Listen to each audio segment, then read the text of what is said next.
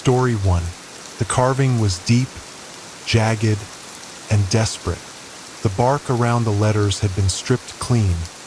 The wood beneath splintered as though someone had clawed it into existence with their bare hands. That was all it said, etched into the massive pine trunk in a forest that felt too still, too heavy, like it had been holding its breath for years. Beneath the letters, the faint outline of a date was scratched, June 4th, 2017. 5 years ago, I stood there, my hand trembling as I reached to trace the letters. The air seemed thicker here, clinging to my skin like invisible cobwebs. There was a feeling I couldn't shake, like I was standing on the edge of something vast and hungry, a thing that watched from the shadows and waited. Mark's voice broke the silence. "Jade, what the hell are you doing?" His tone was sharp, his face pale. My younger brother always masked his nerves with irritation, but I could see the fear in his eyes now. "Someone needed help," I said, not looking at him. "And no one came." He huffed, the sound catching in his throat. Maybe there was a reason for that. For a moment, I thought I heard something. A faint echo in the distance, like a whisper carried on the wind. I turned toward the sound, my camera clutched tightly in my hands. The forest stretched endlessly in all directions, each tree a towering sentinel, each shadow a question I wasn't sure I wanted answered. That's when Olivia spoke. Her voice was quiet, almost reverent, as if she didn't want the forest to hear. "We shouldn't be here," she said. But by then it was too late. 2 weeks earlier I had found the journal. It was buried in the comments section of an obscure hiking forum, uploaded by someone calling themselves Wilderness Watcher. The photos were grainy, the pages stained and torn, but the words gripped me like a vice. Lost, no trail, keeps changing, voices in the dark, don't trust the light. The forum thread had been dead for years, but the journal stayed with me, worming its way into my thoughts until I couldn't ignore it. This was my chance, I told myself. My channel had been floundering lately, the algorithms burying my content under the weight of bigger creators. But this story, this could go viral. "Are you serious?" Mark had asked when I told him about the trip.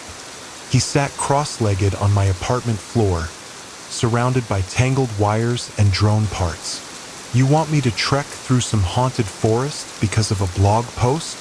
"It's not haunted," I said, though the truth was I wasn't sure. "It's a mystery, and mysteries get views." Olivia was easier to convince.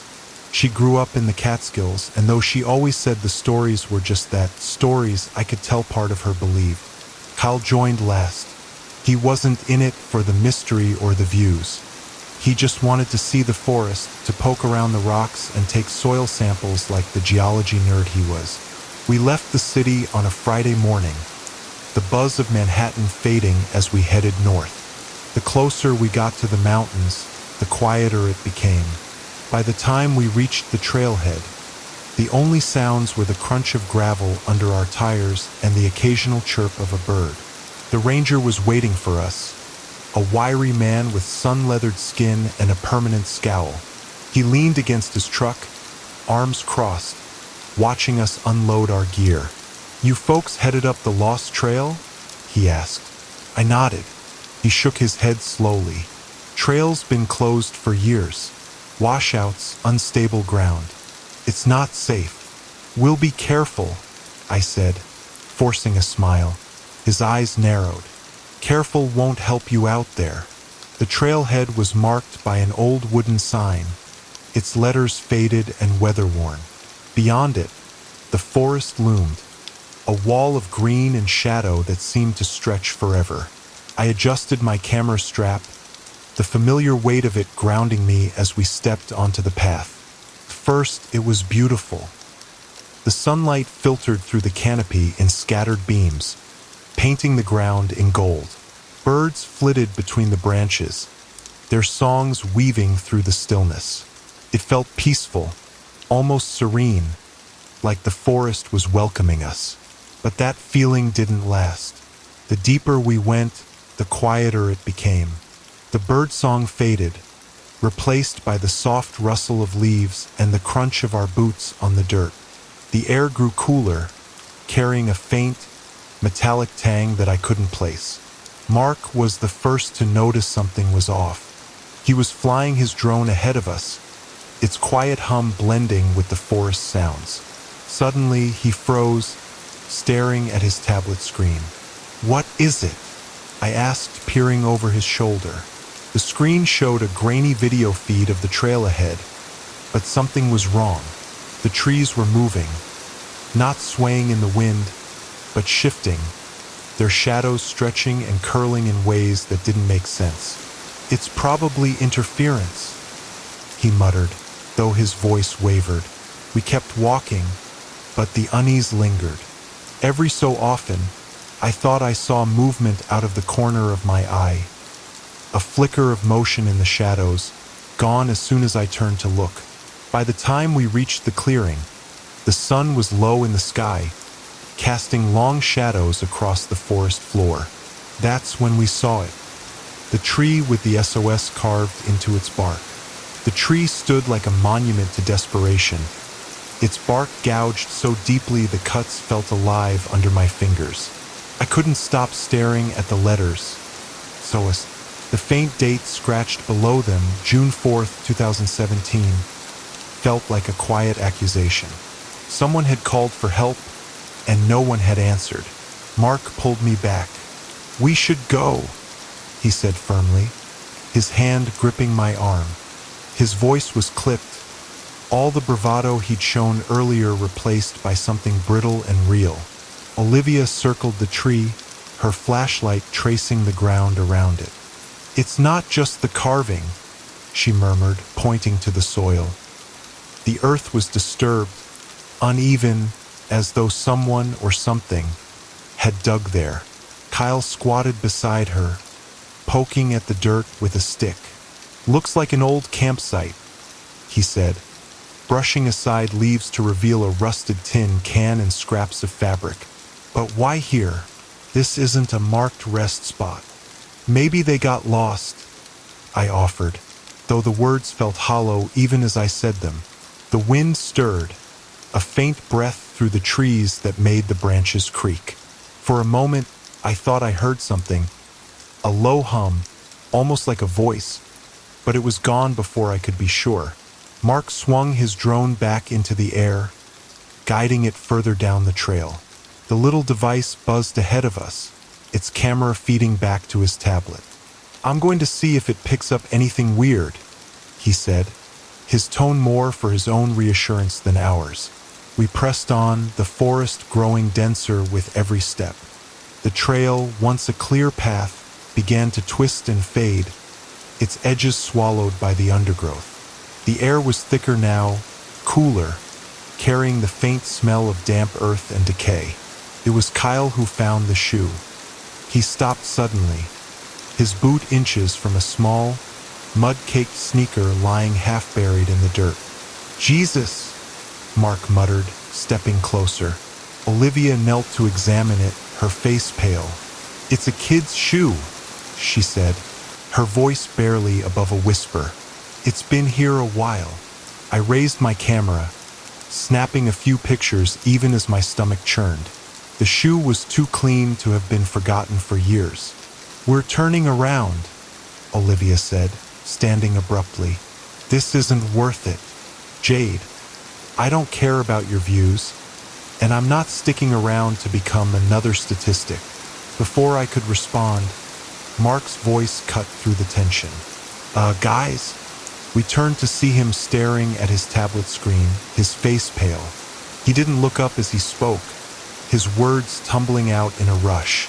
Something just moved in front of the drone. I don't know what it was, but the feed cut to static, the screen flickering with jagged lines. Then, just as suddenly, it came back, but the image was different now. The drone was pointed at a clearing ahead, the trees framing a space where the grass was flattened in concentric circles. In the middle of the clearing stood a figure, It was distant, little more than a shadow against the tree line, but there was no mistaking it. Someone or something was standing there, motionless, watching. Mark pulled the drone back, his hands shaking. Nope, I'm done. Let's go. But the trail behind us was gone. I don't know how it happened, but the path that had been so clear earlier had vanished. We retraced our steps, or tried to, but every turn led us back to the same cluster of trees, their bark scarred with faint scratches that seemed to multiply the longer we looked. We're going in circles, Olivia said, her voice rising with panic. No, we're not, Kyle insisted, though even he didn't sound convinced. We just need to find a landmark and orient ourselves. There are no landmarks, Mark snapped, slamming his drone into his pack. Everything looks the same. The shadows stretched longer as the day waned, the light filtering through the trees turning an eerie golden green. I could feel the weight of the forest pressing in on us, its silence broken only by the occasional rustle of leaves that sounded far too close. And then we heard the laughter. It was faint at first, almost imperceptible, but it grew louder, bouncing between the trees like it was coming from everywhere at once. Who's there? I shouted, my voice cracking. No answer, just the laughter, echoing and distorted. A childlike giggle that twisted into something darker the longer it went on. Keep moving, Olivia hissed, pulling me forward. But every step seemed to draw us deeper into the woods. The laughter faded, replaced by a new sound. A faint hum, rhythmic and mechanical. Mark froze, his face pale. That's my drone. What? I asked, but he was already running ahead, following the sound. We found it in the clearing, the same clearing we'd seen on the drone feed. The grass was flattened, the circles more pronounced now, and in the center lay the drone, its lights blinking weakly. But the figure was gone. Mark scooped up the drone, his hands trembling. This doesn't make any sense, he whispered. How did it get here? Kyle was staring at the ground, his face ashen. These aren't just circles, he said, pointing to the patterns in the grass. They're symbols. The wind picked up, carrying a low, guttural sound that made my blood run cold. Run, Olivia said. This time, none of us argued. We ran, our breaths coming in ragged gasps as the forest seemed to shift around us. The trees blurred together in a dark mass, their branches clawing at the sky. The ground beneath my feet felt uneven, like it wanted me to stumble, to stop. The wind roared through the woods, carrying with it that awful, guttural sound we couldn't escape. Somewhere ahead, Olivia shouted, "This way!" Her flashlight flickered, the beam cutting through the darkness in shaky arcs. Behind us, I swore I could hear footsteps, heavy, deliberate, and far too close. We broke through the trees and into another clearing, and for a moment, I thought we had escaped. Then I saw the altar. It stood at the center of the clearing, a low, flat stone surrounded by jagged rocks arranged in a deliberate pattern.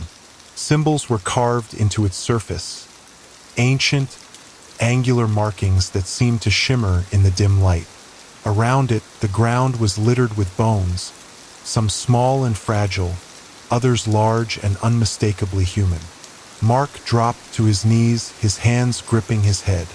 "What the hell is this?" he whispered, his voice trembling. Olivia stepped forward, her flashlight casting long shadows across the stones. "It's older than anything I've ever seen," she murmured, more to herself than to us.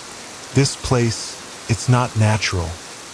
Kyle crouched beside the altar, his fingers tracing the carvings.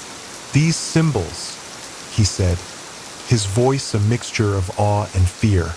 "They're instructions, rituals." "What kind of rituals?" I asked, though I wasn't sure I wanted the answer. He didn't respond.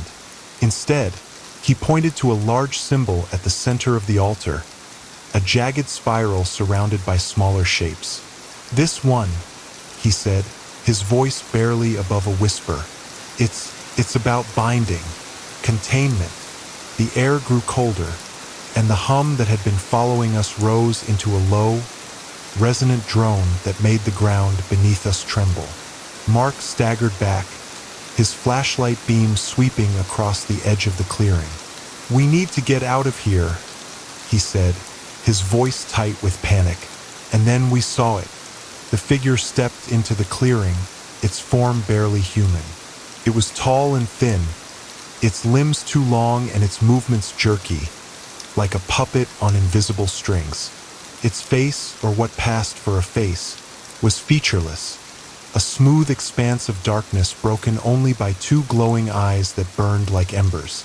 It tilted its head, a slow, deliberate motion that felt like a mockery of curiosity.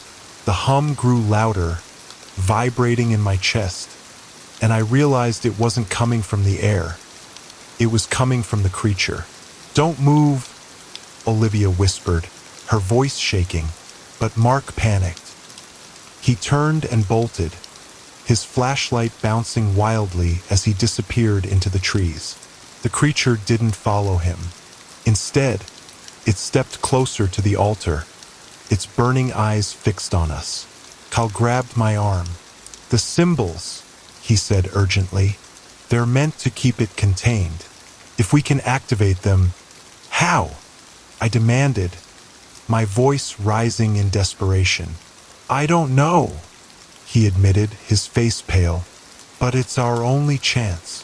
Olivia was already moving, her flashlight scanning the ground for something. Anything that might help.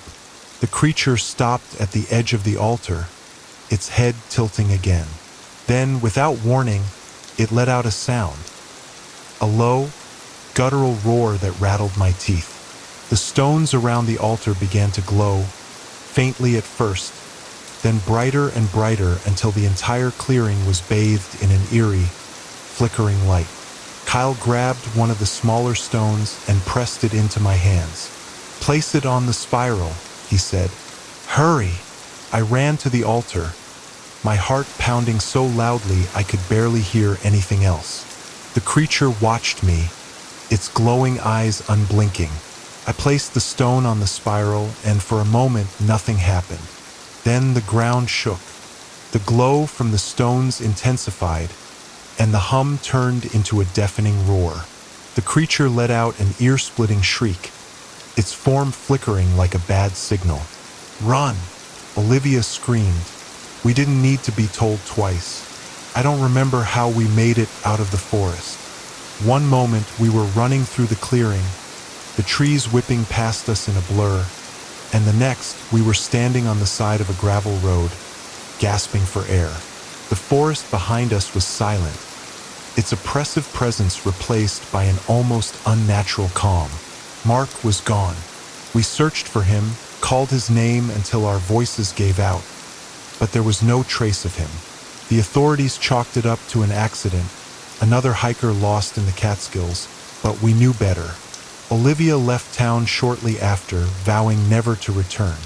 Cal buried himself in his research, obsessing over the symbols and the altar, desperate to understand what we had encountered. And me, I tried to move on. I deleted the footage, locked away my camera, and told myself it was over. But sometimes late at night I hear the hum. Starts faint, barely audible, like a whisper at the edge of my hearing. And then it grows louder, resonating in my chest, until I can't ignore it.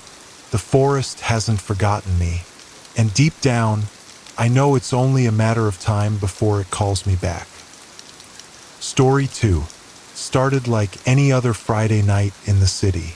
The 5 of us, me, Dana, Elliot, Maya, and Chris, were crammed into Dana's apartment, pizza boxes stacked on the coffee table, and the hum of New York's nightlife filtering in through the cracked window. Dana was the one who got us into this mess. "I'm telling you, it's real," she said, Her laptop balanced precariously on her knees. The screen displayed a grainy photo of a campsite, its tent ripped to shreds. People disappear in the Catskills all the time. It's not just some urban legend. Chris scoffed, leaning back and tossing a piece of crust into his mouth. Yeah, sure. Ghosts and goblins in the woods. What's next? Bigfoot. But I could tell Dana wasn't joking. She clicked to another tab, showing a map marked with red circles. These are the places where people were last seen. There's a trail called Devil's Path. Locals say it's cursed. I'm writing a piece about it for work, and I think we should check it out. I should have said no. Lila, the cautious one in our group, certainly tried. This isn't a joke, Dana. If people really disappeared out there, what makes you think we'll be any different? But Dana's excitement was contagious, and soon Elliot chimed in, his love for all things creepy overriding common sense. Come on, Lila. Think of the stories we'll have. Besides, it's just a hike. What's the worst that could happen? By the time we finished the last slice of pizza, plans were set. We'd drive up to the trailhead, spend a weekend hiking, and return with nothing but sore legs and maybe a few eerie photos for Dana's article. At least that's what we thought. The drive upstate felt like shedding a second skin. The noise of the city gave way to the hum of tires on the open road, the skyscrapers shrinking into the rearview mirror. By the time we reached the Catskills, the air was cooler, cleaner, carrying the faint tang of pine and damp earth. The trailhead was quieter than I expected, just a gravel lot surrounded by towering trees. An old man sat on the tailgate of a rusty pickup truck, his face shadowed under the brim of a worn hat. He watched us unload our gear with an expression I couldn't quite read. Was it curiosity? Concern? You folks hiking Devil's Path? He asked, his voice rough like gravel. Dana nodded. That's the plan. The man shook his head slowly. Trails got a way of biting back. Be careful out there. Chris snorted as we walked away. Classic horror movie warning. Next, he'll tell us not to split up. But the weight of the man's gaze lingered as we stepped into the forest, the trees closing around us like a living curtain. The sunlight filtered through the canopy in fractured beams, dappling the path with patches of gold and shadow. At first, it was beautiful, tranquil, even the kind of peace you don't get in the city. But as the day wore on, the forest seemed to change. The birdsong faded, replaced by an eerie stillness that made the crunch of our boots on the trail sound deafening. The air grew heavier, cooler, and the shadows stretched longer, as if the trees themselves were leaning in to watch us pass. I noticed the tracks first. They were faint, almost invisible against the packed dirt of the trail, but something about them stopped me in my tracks. Hey, check this out, I called, crouching to get a better look. The others gathered around, their faces a mix of curiosity and unease. The prints were irregular, too large for a deer, too clawed for a bear. They crisscrossed the trail, disappearing into the underbrush like they had no real direction. Probably some big dog, Chris said, but his voice lacked conviction. That night, we set up camp near a rocky outcrop, the forest pressing in around us. The fire crackled, its warmth a welcome relief against the creeping chill. We tried to laugh, to shake off the unease, but the mood was heavy. Then we heard it. At first, it sounded like the wind, a soft whistle threading through the trees. But it grew louder, more distinct, rising and falling in a haunting melody. Did you hear that? Maya whispered, her eyes wide. Probably just the wind, Chris said, but he didn't sound convinced. The whistle came again, closer this time, and I felt a cold knot tighten in my stomach. Morning came sluggishly, the forest reluctant to give way to the day. A dense fog clung to the ground, blurring the outlines of the trees and swallowing the trail ahead. The sunlight was weak, struggling to penetrate the canopy, and for the first time, I noticed how dark the forest could get even during the day. Chris was already up when I crawled out of my tent, pacing near the dying embers of the fire. "Can't sleep?" I asked, my voice thick with sleep. He shook his head. I kept hearing things, like footsteps. The words sent a chill crawling down my spine. I wanted to dismiss it as his imagination, but something about his face, pale, tense, made me pause. As the others stirred and we packed up camp, a nervous energy settled over us. No one said it out loud, but we all felt it. We weren't alone. The trail became harder to follow. The markers, blazes painted on trees, grew faint, as though the forest had tried to erase them. We argued over the map, over which way to go, but it was useless. The compass spun erratically, and the GPS on Dana's phone refused to connect. "It's just a bad signal," she muttered, but her hands were trembling. By noon, the trail disappeared entirely, leaving us wading through a sea of ferns and thorny underbrush. The trees grew closer together, their branches tangling overhead to form a dense, oppressive canopy. Every sound seemed magnified, the snap of a twig, the rustle of leaves, and I couldn't shake the feeling that we were being watched. The first real blow came when Chris vanished. One moment he was ahead of us, grumbling about how this was all a waste of time. The next, he was gone. "Chris!" Dana's voice cut through the stillness, sharp and panicked.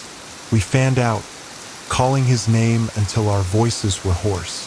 But the forest absorbed the sound, throwing it back at us in distorted echoes. There was no sign of him, no footprints, no broken branches, nothing. "This doesn't make sense," Lila whispered, her face pale. "People don't just disappear." Maya sank to the ground, clutching her knees. "We need to go back. Now." But going back wasn't an option. The trail was gone, and every direction looked the same. A maze of trees and shadows. We pressed on, driven by a mixture of fear and desperation. The sun hung low in the sky, its weak light barely reaching the forest floor. Shadows stretched long and dark, twisting into shapes that played tricks on my eyes. Then we found the tree. It stood alone in a small clearing, its bark scarred with deep, jagged claw marks. The wounds were fresh, the sap still glistening like blood in the dim light. Beneath it lay a scattering of bones. Animal, I hoped, but I couldn't be sure. "This isn't natural," Elliot said, his voice barely a whisper. Dana knelt beside the tree, running her fingers over the marks. "It's like something was trying to dig into it," she said, her voice distant, as though she were speaking to herself. Lila grabbed her arm. "We need to leave. Now." But there was no clear path, no way to tell which direction led out of this nightmare. The forest seemed to shift around us, twisting our sense of time and distance. That night, we didn't bother setting up tents. We huddled around a small fire, the flames barely holding back the darkness. That's when we saw him. A figure emerged from the shadows, just beyond the reach of the firelight. He was hunched, his face obscured by a hood, his movements slow and deliberate. "Hello," Dana called, her voice shaky. The figure stopped, his head tilting as though listening. Then, in a low, raspy voice, he said, "You shouldn't be here." "Who are you?" I asked, my heart pounding. He didn't answer. Instead, he turned and walked back into the darkness, his steps eerily silent. By the time we found the clearing, I was half delirious from exhaustion. The trees opened suddenly, revealing a space that felt wrong, as though we weren't supposed to see it. Wooden effigies hung from the branches, their shapes crude and grotesque. Bones, both animal and human, were arranged in strange patterns on the ground, their surfaces polished smooth. At the center stood a cairn of stones, each one etched with symbols that seemed to shift when I looked at them too long. Dana approached the cairn, her movements mechanical. "This is it," she said. "This is what they were hiding." "What are you talking about?" I demanded, but she didn't answer. The air grew heavy, pressing against my chest like an invisible weight. Then I saw it. It started as a shadow, darker than the surrounding night. It moved between the trees, growing larger with each passing moment until it stood before us. A towering, shapeless mass with eyes that burned like embers. The others froze, but I couldn't look away. The thing exuded a palpable malice, its gaze stripping me bare. "Run," Lila whispered, her voice barely audible. "No," Dana said, stepping forward. "We have to stop it." Before anyone could stop her, she reached for the cairn. The creature let out a sound, a guttural, otherworldly roar that shook the ground, and the fire went out, plunging us into darkness. I don't remember how I got out. One moment, I was in that clearing, and the next, I was stumbling onto a road, my legs weak and my mind blank. Dana and Maya were with me, their faces pale and haunted. We didn't speak as a car pulled over, its driver staring at us like we were ghosts. The authorities didn't believe us. They said Chris had probably wandered off and that we were lucky to be alive. But I knew the truth. I still hear the whistle sometimes, faint and distant, as though the forest hasn't forgotten me. And when I close my eyes, I see those burning eyes, waiting for me to come back.